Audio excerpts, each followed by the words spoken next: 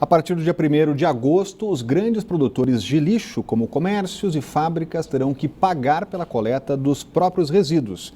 Hoje, o SLU e a AGFIS fizeram uma blitz para orientar os empresários.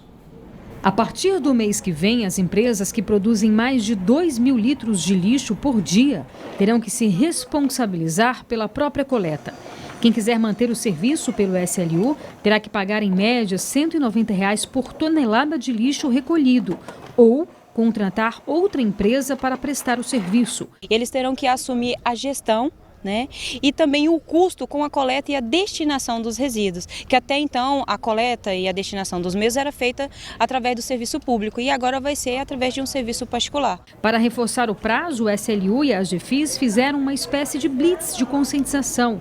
Eles visitaram grandes empresas como supermercados que ainda não fizeram cadastro no site do SLU. Nós estaremos indo em vários pontos onde não foram visitados pela AGFIS e os empreendimentos também não estão cadastrados em nosso sistema, justamente para orientar e solicitar eles que façam esse cadastro, que se adequem quanto à questão da legislação, para que não possam sofrer penalidades da lei a partir do dia 1º. O gerente deste supermercado, na 506 Sul, não sabia do prazo. Agora diz que vai se adequar antes da lei começar a valer. Se adequar, né, ao processo que eles deixaram aqui com a gente, vamos ajudar, né, colaborar com o SLU, com a AGFIS e tudo mais. No DF existem mais de 2.000 grandes geradores de lixo. Até o momento, apenas 111 fizeram cadastro no site do SLU. Para verificar quem são esses grandes produtores, a AGFIS está fazendo visitas desde setembro do ano passado. Mas a partir do dia 1º de agosto, as visitas já serão acompanhadas de advertência e multa. Aí já entra para um auto de infração, que pode chegar a R$ 5 mil, de 2 a 5 mil. Agora fica tudo a cargo das empresas, dos empresários, Cláudio Humberto. Pois é, agora eu estava aqui pensando, né, porque, afinal de contas, para que serve mesmo o SLU? Porque antigamente o Serviço de Limpeza Urbana aqui do Distrito Federal fazia varrição das ruas, fazia recolhimento de lixo, hoje é tudo terceirizado. Os varredores, os que são funcionários terceirizados, aquelas caçambas de recolhimento de lixo são todas de empresas terceirizadas. Agora o SLU está também terceirizando até mesmo o recolhimento de lixo de empresas com a produção grande de detritos, né? Pensando bem, já que a palavra de ordem na gestão pública é economizar, é racionalizar, talvez seja o caso do GDF já começar a pensar na extinção do SLU. Os motoristas e pedestres do Distrito Federal vêm enfrentando um problema inusitado: o excesso de placas espalhadas. No Guará 2, as sinalizações que indicam comércios, por exemplo, poluem o visual da cidade e ainda tiram a atenção de quem está ao volante. Numa simples volta pelo Guará, é possível ver várias placas espalhadas pela cidade. Elas informam um local de clínicas, faculdades, da feira. O problema é que muitas estão de forma irregular. A poluição atrapalha motoristas e pedestres. É irregular e atrapalha. Isso aí, qualquer descuido tira a atenção do motorista e acaba provocando, né? Atrapalha e elas também sujam a visualização da cidade, entendeu? E isso aí já tem um tempo que está assim, entendeu? Ia ser legal se a administração tirasse essas placas, entendeu? Este especialista em trânsito destaca que a quantidade de placas tira a atenção dos motoristas e pode causar acidentes. Eu estou no trânsito, eu não preciso ficar lendo 50 placas que não são adequadas, que não dizem nada, a não ser uma propaganda de um comércio que pode ter um lugar, mas um lugar certo. Para colocar qualquer uma dessas placas pela cidade, é preciso autorização da administração.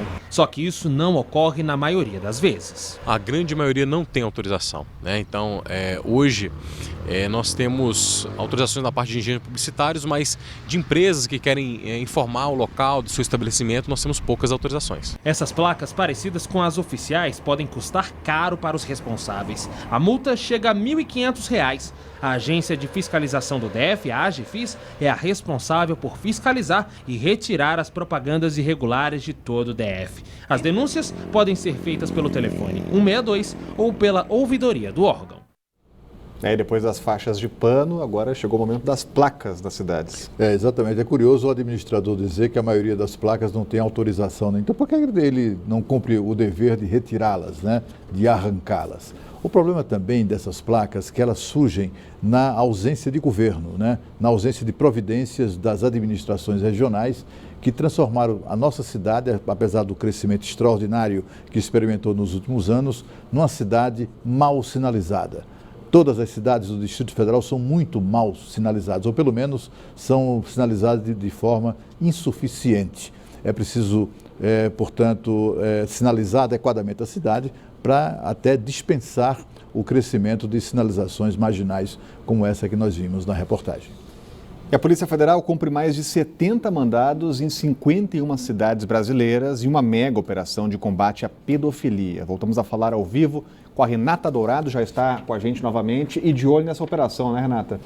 Pois é, Rodrigo. Então, esses policiais são 350 policiais que cumprem esses mandados aí em 14 estados brasileiros. Até agora, 30 pessoas foram presas, pessoas que têm entre 18 e até 80 anos, de acordo aí com os investigadores. Então, essas pessoas produziam e também armazenavam e difundiam, né? Publicavam entre si essas fotos. Então, uma rede muito grande. Essas fotos elas eram mandadas para outros pedófilos daqui do Brasil e até mesmo fora do Brasil. Então, entre esses presos, tem médicos, professores, um porteiro, até funcionários públicos que usavam os computadores dos próprios órgãos onde trabalham para armazenar e também divulgar essas imagens. Muitas dessas imagens, Rodrigo, é muito triste a gente dizer, mas eram feitas, eram produzidas no momento em que essas crianças estavam sendo abusadas. 15 vítimas também foram identificadas, claro que todas elas vão ter aí o suporte necessário.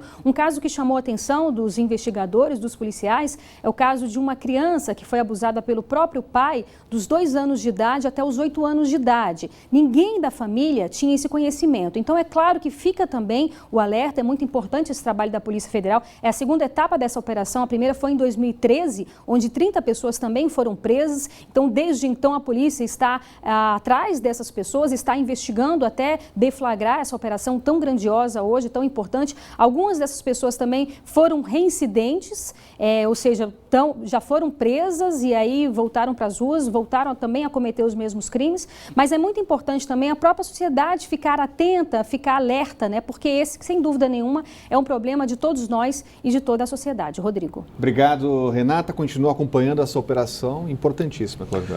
Fundamental, uma operação que, como disse a Renata, como bem lembrou, tem muito a ver com a impunidade reinante no nosso país, né? A Polícia Federal vai lá e prende. A Polícia Federal hoje, por exemplo, saiu com 3 mandados de prisão, mas acabou prendendo 30 pessoas. Sabe por quê? Porque eles foram presos em flagrante delito. Eles foram presos manipulando essas fotografias, essas imagens e também difundindo essas imagens de crianças sendo abusadas sexualmente. Esses bandidos têm que ficar mofando na cadeia até o último dos seus dias. É intolerável que a gente viva num país em que bandidos que cometem crimes assim, daqui a pouco logo são beneficiados, se forem condenados, logo serão beneficiados por medidas de redução de pena, de tornozeleira eletrônica e coisas assim, que acaba criando aquela sensação de impunidade e a sensação, sobretudo, de que o crime, em muitos casos, compensa. E triplicou a quantidade de detentos infectados por doenças de pele na Papuda. O número subiu de 692 para 2.095 em apenas uma semana. O complexo tem capacidade para cerca de 7.500 presos, mas atualmente abriga 2 vezes mais. O número de infectados cresceu mais de 200% em um espaço de apenas 7 dias. As doenças de pele, que estavam restritas a 2 dos 6 prédios, agora atingem 5 alas. São infecções como impignem e furúnculos e sarna. A Secretaria de Saúde informou que todos os presos estão passando por triagem e os infectados estão sendo tratados. A situação é considerada sob controle. E a seguir, traficante alugava casa em Sobradinho para cultivar maconha em estufa. É logo depois do intervalo aqui no Band Cidade.